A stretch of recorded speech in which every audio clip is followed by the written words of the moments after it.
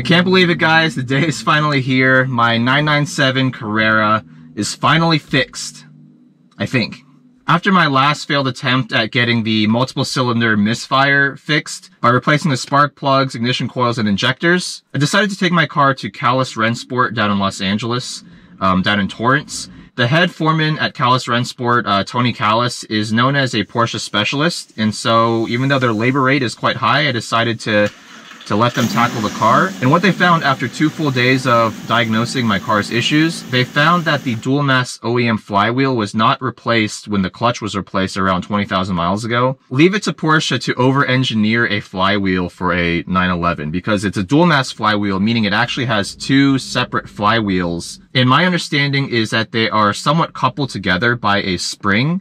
And if that spring wears out or loses its tension, the flywheels can turn in opposite directions more than they should. And so Porsche's factory spec is up to 6 degrees of delta when the 2 flywheels are turned in opposite directions. And the guys at Callis Rennsport actually measured 10 degrees. And they also found that the clutch release mechanisms were really worn out. So the shop that actually did the clutch replacement previously should have checked the flywheel and also should have replaced all the worn out parts like the throwout bearing and so forth. Before they narrowed it down to the flywheel, they ran through a lot of things that I actually already diagnosed via my Durametric enthusiast cable. So it was really good to see that what they found was actually very much in line with what I found diagnosing actually a car through OBD2 for the first time ever in my life. Looking at all these values, fuel trims, long-term, short-term, O2 sensor voltages, engine roughness values, like a huge list of items that the Durametric enthusiast provides. Even though I spent a ton of money fixing this car now, I will say that it's been a good experience in terms of just learning and absorbing a huge amount of knowledge, not just to diagnose a 997.1, but also just diagnose a car in general. So the interesting / maybe worrying thing right now is that I got the car back last night and I drove it, I don't know, maybe 50, 60 miles or so.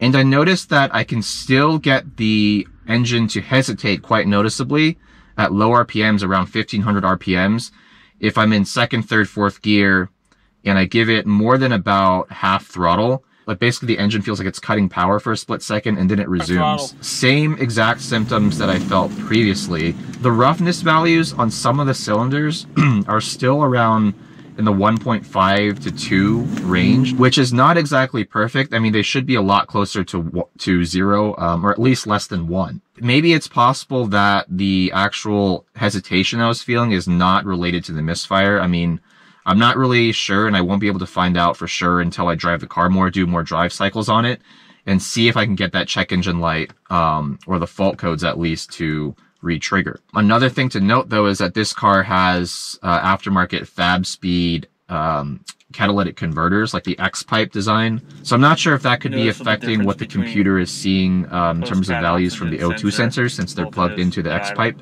That's enough of a update on the car. I'm going to just go for a drive now. I'm still in Los Angeles. It's my last day here. I figured I'd go for a fun canyon drive and just a shakedown of the cars. And so I've never really gotten to push this car, at least not on camera. Actually, I realized I never really gave you guys a rundown of this car itself. So it is a 2005 Porsche 997.1 Carrera, base Carrera, 2-wheel drive, manual transmission, obviously. It's got the 3.6 liter M96 engine carried over from the 996. Stock, it makes 325 horsepower and 273 foot-pounds. It should weigh a little over 3,000, maybe 3,100 pounds or so. In terms of options, it's got the Sport Chrono, which gives me this glorified stopwatch. It gives me the Sport button for better throttle response. It's got the base power leather seats, not the sport seats. One of the previous owners had a 997.1 GT3 front bumper installed and a 997.2 GT3 rear bumper. Color of the car is, I think it's called Seal Gray or Carrera Seal Gray or something like that. It's got this ridiculous CAE shifter, which personally I wouldn't put this in this car if I didn't have it because it's expensive, but I have to say it is a really nice shifter. It makes the throws a lot firmer than stock, and because the stock 997/987/ basically any like non-GT Porsche that I've driven Has a pretty sloppy shifter. I think it's one of the weak points in terms of the car's driver inputs. This car has hydraulic steering. It's the very last generation of 911 to have that. The car, as I mentioned, also has a Fabspeed X-pipe and aftermarket center exit exhaust. It's lowered on Bilstein PSS 9 coilovers, and right now I'm running just the stock 19-inch wheels with, I put on fresh Goodyear Supercar 3s. So that's a little bit about the car. Let's go for a drive at last.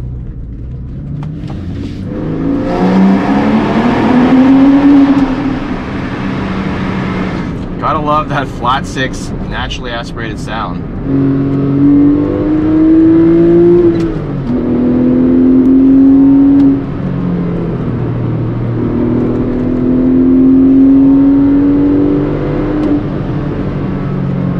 This car's got that pendulum feeling that I'm just not used to at all. This being my first rear engine car.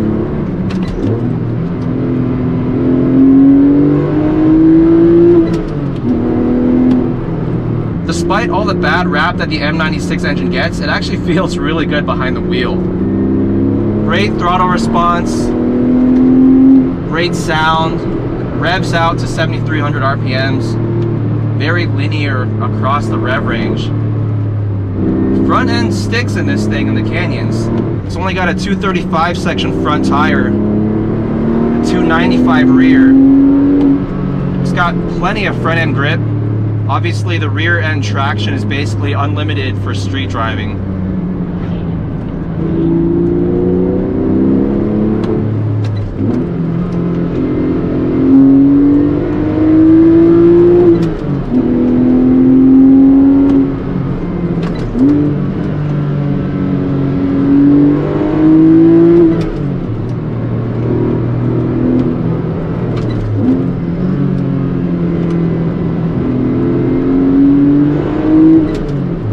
This car's a lot of fun.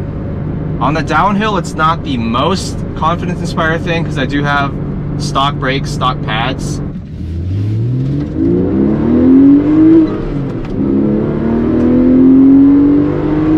This engine pulls hard. Even though it's a base Carrera, this is more power by far than any car I've owned before. It's only 30 horsepower up on the Cayman, but I can definitely feel it.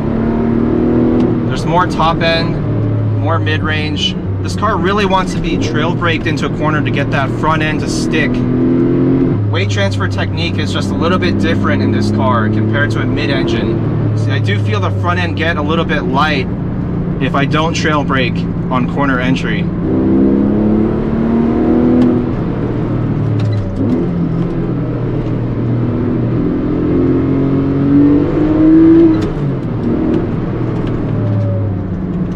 It's really fun.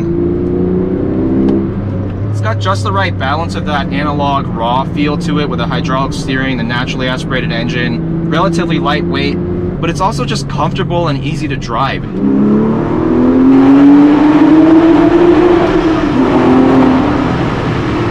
Such a good sound from this exhaust.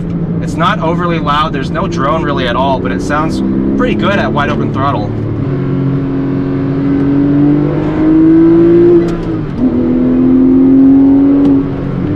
Really balanced through the corner. Feel a hint of on-power understeer coming out of a corner. That just has to do with the rear engine, the rear weight bias of the car. The front end definitely gets light under power. Also, I see the oil temp rising quite a bit. It's getting close to like 240, 245 Fahrenheit. Before my first track day in this car, I'm probably going to look into installing the center radiator, the 997 center radiator. It's only like $200 and it should offer a little bit more cooling capacity. All right, yeah, really easy car to drive. There's definitely some interesting dynamics with the rear engine layout that I just need to have more experience with before I'm comfortable. The on-power understeer coming out of a corner, it's nothing bad. I make it sound horrible. I mean, no one wants to understeer coming out of a corner, but it definitely doesn't feel like the Cayman. If I'm being brutally honest, the Cayman definitely is a better handling car, but this car still has its own appeal. I think once I warm up to it on the racetrack, I think it'll offer its own set of challenges and be fun in its own way. Also, just because I know a bunch of you guys have been waiting for me to talk about how this compares to the S2000. I'll leave my final verdict for my first track day, but out here in the canyons, I think the S2000, you can push it a lot harder. Obviously, it has a lot less horsepower, so you're not having to brake as much and as early for the corners. But also that car has just a natural balance to it that this one doesn't really quite have. But this car, what it does have is a really, really enjoyable engine. Much better steering than the S2000 with this hydraulic rack. The suspension is a lot more compliant. The whole car is just obviously a lot better built than an S2000. Whether that's worth the trade-off of having much higher maintenance costs and much less reliability is up to you to decide. The crazy thing is, higher mileage, or around 100,000 mile examples of a 997.1 Carrera nowadays are going for anywhere from 25 for a crappy example to around like low 30s, maybe 35 for a pristine example, probably with less miles. But the way the S2000 has come up in value over the past 5 years, it's actually getting dangerously close to a 997.1 Carrera.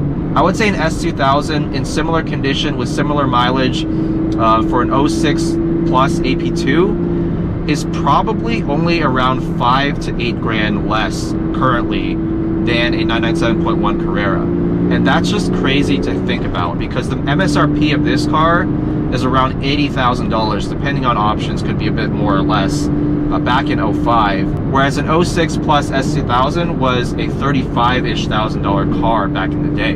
So that's just a little preview on the car. Hopefully the misfire issue is permanently solved. Hopefully that check engine light doesn't come back on. If all is good in the next month or so, I will probably sign up for a track day before it gets too hot.